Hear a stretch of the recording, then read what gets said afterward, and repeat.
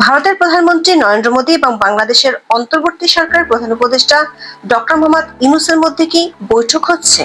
এ নিয়ে বাংলাদেশের গণমাধ্যমগুলোতে দুই ধরনের খবর প্রকাশিত হয়েছে। কেউ বলছে ব্যাংককে বিমস্টেক সম্মেলনের ফাঁকে বৈঠক হচ্ছে, আবার কেউ বলছে বৈঠকের ব্যাপারে আশাবাদী বাংলাদেশ সরকার। অন্যদিকে ভারতীয় সংবাদ মাধ্যমগুলোর খবরে বলা হয়েছে বৈঠক হবে কি হবে না তা নিয়ে কোনো সিদ্ধান্ত নেয়নি দেশটির সরকার। ভারত ও বাংলাদেশের পররাষ্ট্র মন্ত্রণালয়ের একাধিক সূত্র থেকে আমরা জানতে পেরেছি কোনো বৈঠক নয়, মোদী ও ইউনূসের মধ্যে স্রেফ হাই হ্যালো হবে, বড়জোর হতে পারে একটা ফটো সেশন। এমনকি ভারতীয় পররাষ্ট্র মন্ত্রণালয় থেকে নরেন্দ্র মোদীর যে সফরসূচি আমরা পেয়েছি সেখানে ডক্টর ইউনূসের সাথে বৈঠকের কোনো উল্লেখ নেই। প্রশ্ন হলো মোদীর সাথে বৈঠকের জন্য কেন এতটা মরিয়া ডক্টর মোহাম্মদ ইউনূসের সরকার, আর দিল্লি বা কেন সেই বৈঠকের জন্য একেবারেই সাড়া দিচ্ছে না? কারণগুলো জানতে চলুন যাওয়া যাক বিশ্লেষণে। বঙ্গোপসাগরীয় অঞ্চলের 7 দেশের অর্থনৈতিক সহযোগিতা বিষয়ক জোট হলো বিমস্টেক। সংস্থাটির 6ষ্ঠ শীর্ষ সম্মেলন হতে যাচ্ছে থাইল্যান্ডে। এই সম্মেলনে যোগ দিবেন ভারতের প্রধানমন্ত্রী নরেন্দ্র মোদী এবং বাংলাদেশের অন্তর্বর্তী সরকার প্রধান উপদেষ্টা ডক্টর মোহাম্মদ ইউনূস। ডক্টর ইউনূস দায়িত্ব নেয়ার পর ভারতের প্রধানমন্ত্রী নরেন্দ্র মোদীর সাথে টেলিফোনে কথা বলেছিলেন, কিন্তু তারপর ডক্টর ইউনূসের উপদেষ্টা পরিষদের কয়েকজন সদস্য এবং তার নিয়োগকর্তা বলে পরিচিত ছাত্র নেতাদের ভারত বিরোধী লাগামহীন মন্তব্য দুই দেশের সম্পর্কের অবনতি ঘটায়। অনেক সময় বিষয়গুলো কূটনৈতিক শিষ্টাচারের মাত্রা ছাড়িয়ে ফেলে।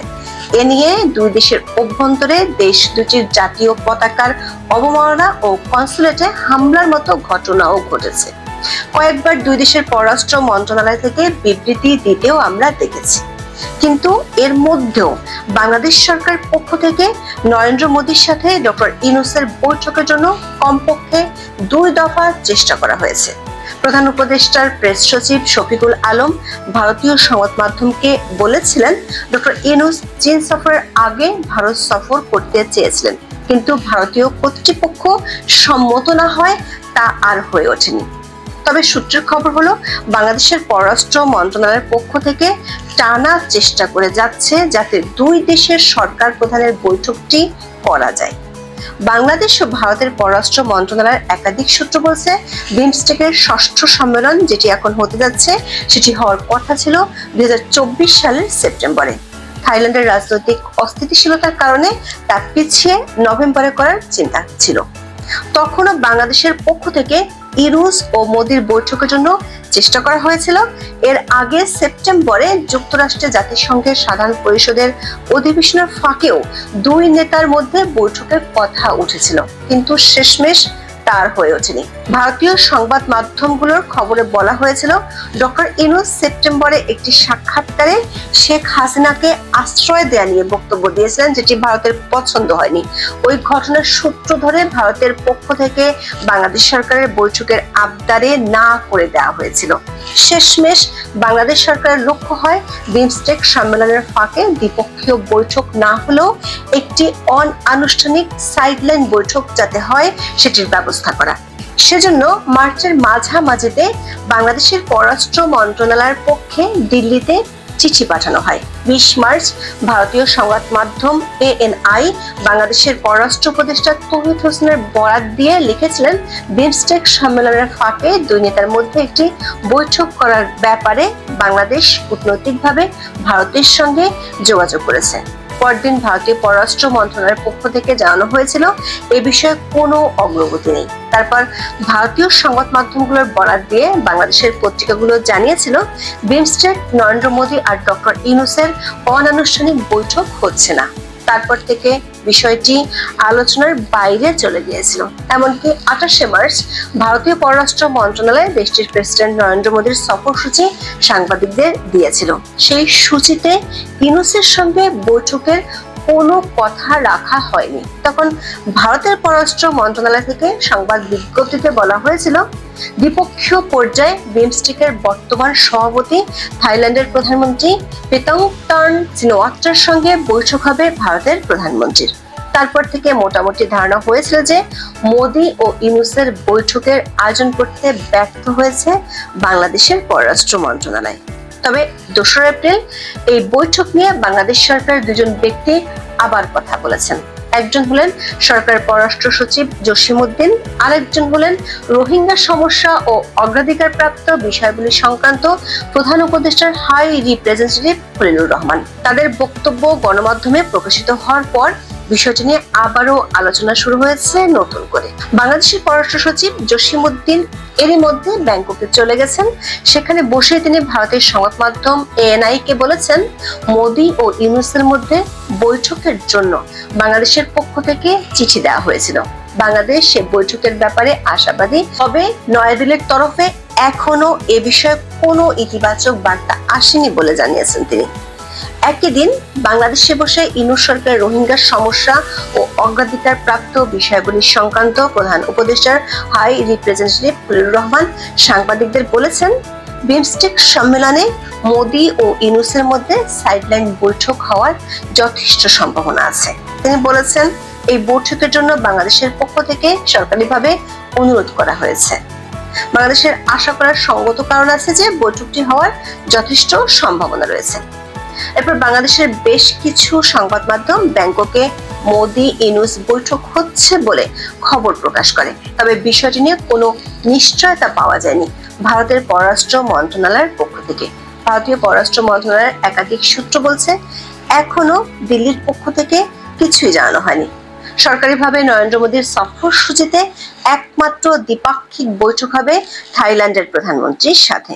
এখনো পর্যন্ত সেটি নির্ধারিত আছে, এর বাইরে অন্য কিছু এই শিডিউলে যোগ হয়নি। ভারতীয় সংবাদ মাধ্যম দ্য ওয়ালের খবরে বলা হয়েছে, কোন তথ্যের ভিত্তিতে প্রধান উপদেষ্টার অফিস ভারতের প্রধানমন্ত্রীর সঙ্গে মোহাম্মদ ইউনূসের বৈঠকের সম্ভাবনার কথা দাবি করেছে তা স্পষ্ট হয়নি।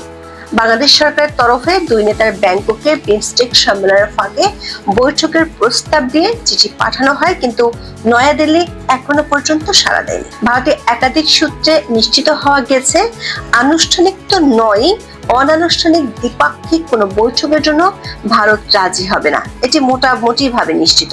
তবে বিমস্টেকের সদস্য দেশগুলোর সরকার প্রধান এখানে উপস্থিত থাকবেন। অন্য দেশগুলোর সরকার প্রধানের মতো নরেন্দ্র মোদীর সাথে ডক্টর ইউনূসের হাই হ্যালো বা হ্যান্ডশেক ও ফটো সেশন হবে।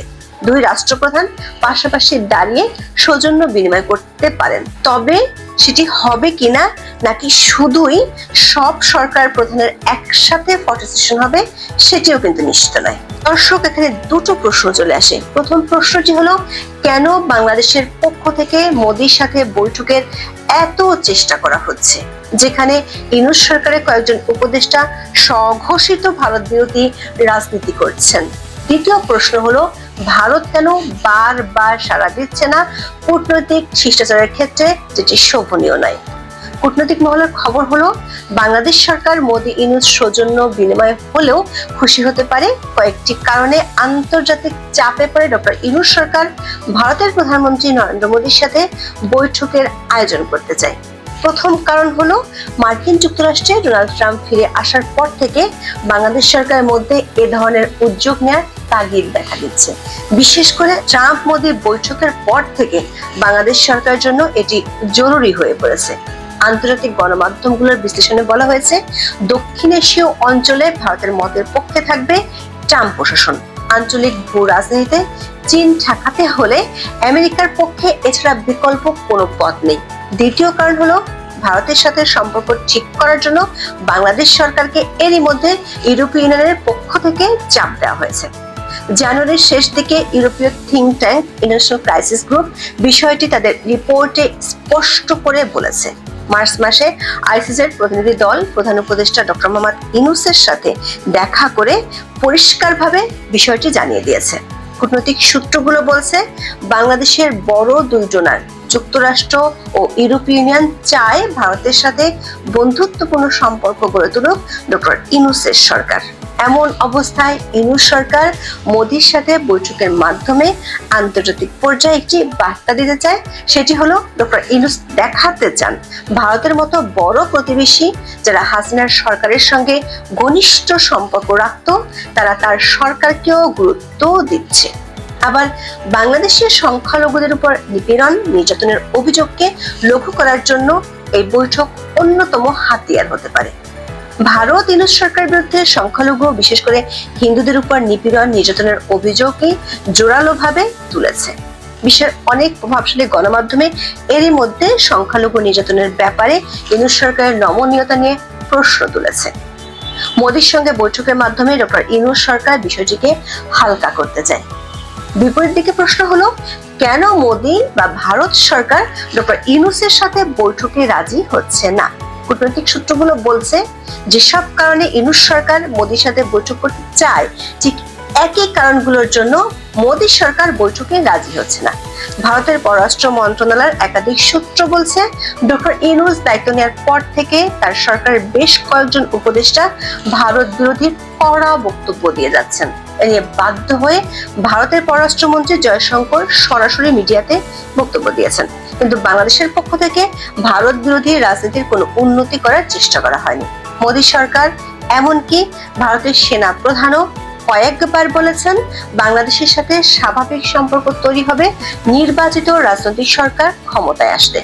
ইউনূস সরকারের সাথে বাণিজ্যিক সম্পর্ক আগের মতো চললেও রাজনৈতিক সম্পর্ক উন্নত করতে চায় না দেশটি, কারণ তাতে আন্তর্জাতিকভাবে ভুল বার্তা যেতে পারে। বিশেষ করে সংখ্যালঘু নির্যাতন ইস্যুতে বাংলাদেশ সরকার দৃশ্যমান কোনো পদক্ষেপ না নেয় ভারত এ ধরনের বৈঠক না করার সিদ্ধান্তে অটল। বরং এ ধরনের বৈঠক থেকে দূরে থেকে আন্তর্জাতিকভাবে ভারত বার্তা দিতে চায় ইউনূস সরকারের আচরণ ও কাজে ভারত বা দিল্লি খুশি নয়। দর্শক, 5 আগস্ট আওয়ামী লীগ সরকারের পতনের পর শেখ হাসিনা ভারতে আছেন জানিয়ে অন্তর্বর্তী সরকার উপদেষ্টারা নয়াদিল্লিকে নিশানা করেছেন। সংখ্যালঘু নির্যাতন, ভারত বিরোধীদের উত্থান সব মিলিয়ে ডক্টর ইউনূস দায়িত্ব গ্রহণের পরে প্রায় 8 মাস পেরিয়ে গেলেও মোদির সঙ্গে তার মুখোমুখি আলোচনা হয়নি। খবর হলো, ডক্টর ইউনূস যে কোনো ভাবেই এর লাগাম টানতে চান। এখন দেখার বিষয়, বিমস্টেকে হ্যান্ডশেক আর ফটো সেশনের ফাঁকে সে উদ্দেশ্য বাস্তবায়নে কতটা সফল হন তিনি। আজ এ পর্যন্ত। সবাই ভালো থাকুন, সুস্থ থাকুন, নিরাপদে থাকুন। দেখা হবে আগামী পর্বে।